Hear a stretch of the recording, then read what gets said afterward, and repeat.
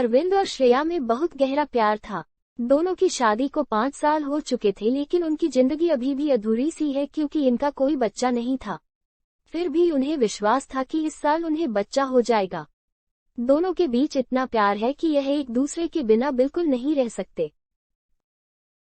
बच्चा न होने की वजह से कभी कभी अरविंद के माँ बाप श्रेया को ताने मार देते हैं और श्रेया भी सुन लेती है क्योंकि उसे यकीन है कि उसे बच्चा जरूर होगा।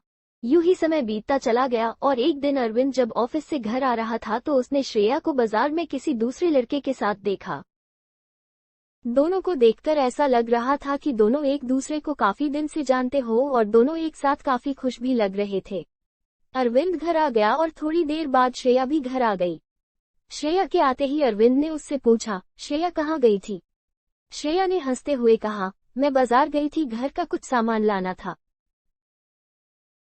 श्रेया की बात सुनकर अरविंद को थोड़ा गुस्सा आया, लेकिन उसने श्रेया को कुछ भी नहीं कहा। उसके बाद अरविंद ने श्रेया को उसी लड़के के साथ कई जगहों पर एक साथ देखा और एक अरविंद ने देखा कि वो लड़का श्रेया को घर तक छोड़ने के लिए आया। श्रेया उसके साथ बहुत खुश लग रही थी। उस लड़के ने श्रेया को घर के बाहर छोड़ा और फिर चला गया। अरविंद का दिल बहुत दुखा, लेकिन श्रेया को खो देने के डर से उसने उसे कुछ नहीं बोला। एक दिन अरविंद घर पर बैठा था कि तभी श्रेया का मोबाइल फोन बजा। श्रेया बाथरूम में थी, इसलिए अरविंद ने फोन उठा लिया। फोन उठाते ही दूसरी तरफ से आवाज आई, हेलो अरविंद, मैं थोड़ी देर में घर आ रहा हूँ, कुछ जरूरी बात करनी है। इतना कहकर उस लड़के ने फोन काट दिया।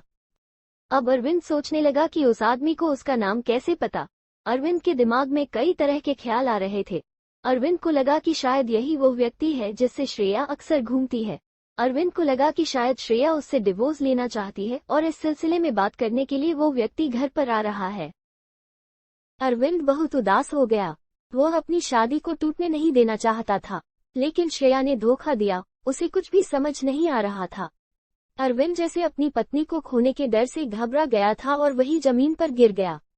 इतने में श्रेया भी बाथरूम से बाहर आ गई और उससे पूछा, क्या हुआ तुम्हें, तुम ठीक तो हो? अरविंद ने श्रेया को धक्का दिया और वो गिर गई। उसका सिर पास रखे टेबल पर लगा। श्रेया को हरकत नहीं कर रही थी। कांपते हुए हाथों से अरविंद ने श्रेया को अपने बाहों में उठाया और देखा कि उसके सिर पर बहुत गहरी चोट लगी है, जिसकी वजह से श्रेया बेहोश हो गई। तभी अरविंद की नजर श्रेया के हाथों में पके हुए एक एनवलप पर पड़ी। अरविंद ने एनवलप खोला तो उसमें लिखा था, डियर अरविंद, मैं तुम्हें कई दिनों से बताना चाहती थी, लेकिन सोचा कि तुम्हें सरप्राइज दूं।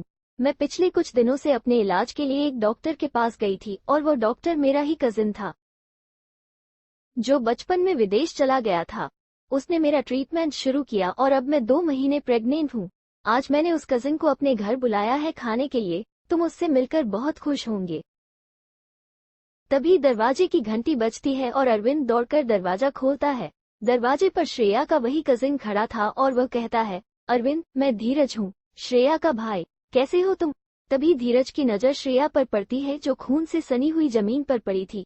धीरज जल्दी से श्रेया को हॉस्पिटल ले जाती है और वहां श्रेया कोमा में चली जाती है। श्रेया अपने बच्चे को भी खो देती है। अरविंद अपना सिर पके श्रेया के पैरों पर बैठा उससे माफी मांगना चाहता था, लेकिन श्रेया अभी भी कोमा में थी। एक छोटी सी गलतफहमी ने अरविंद और श्रेया के रिश्ते में भूचाल ला दिया।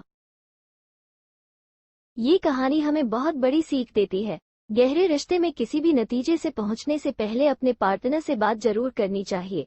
खामियां हम सब में होती है, लेकिन अपने पार्टनर को दोषी साबित करने से पहले अच्छे से जांच ले और सबसे जरूरी, उससे खुलकर बात करे। आप जो देखते हैं या सुनते हैं वो जरूरी नहीं कि सच हो।